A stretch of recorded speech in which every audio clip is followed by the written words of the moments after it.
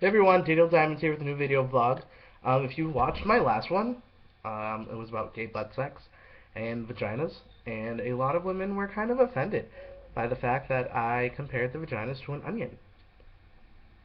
But there's many layers to a vagina. There's the pee hole, there's where they come out of, there's the vaginal secretion pores, there's lips, there's a clitoris, there's a G-spot. It's just way too much to learn about, and I'm quite frankly lazy. Um, But I'd like to say I found a new appreciation for vaginas because I was brought to my attention that vaginas are the reason why men are naturally birthed and why we have butt sex. Because not all men like it just to shove it in a vagina. Some men like to put it in a butt. And I love butt sex.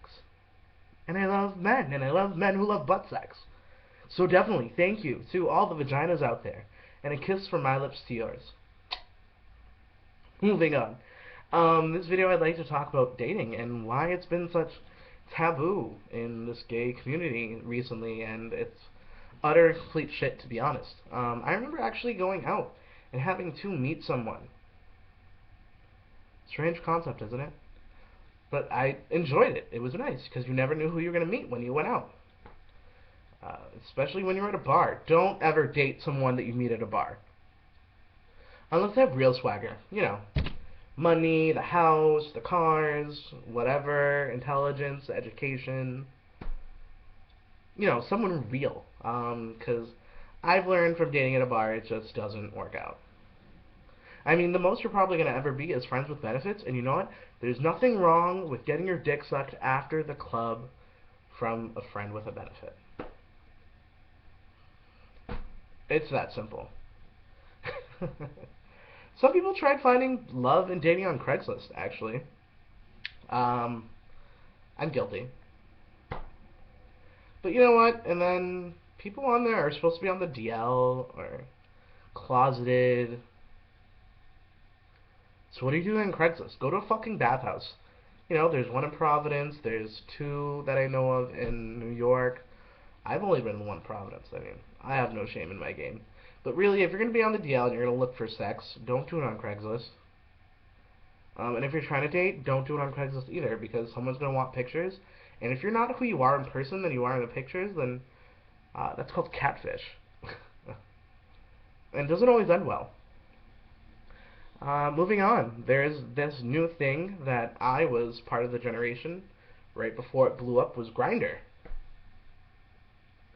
I mean, a lot of people use Grindr for sex, and a lot of people are trying to say that they're looking for love. I mean, I use Grindr to look around and, you know, maybe get to know someone from their little info, and maybe I'll approach them at a bar if that's where they're at. Um, but apparently I'm too fat for Grindr, which is fine. I've always been a little overweight. Whatever. So I decided to take a friend's advice and try Growler. Now, as you can tell, I'm actually a little fuzzy fucker. Which, you know, isn't always a bad thing. I was born with it, so I enjoy it. I embrace it. But then we have, you know, like this bear, cub, otter, wolf, silverback, I'm sorry, kind of subcategory of this gay community. And apparently they have their own language. They like to bark and they like to growl. Um, to be honest, I'm not turned on by any of that.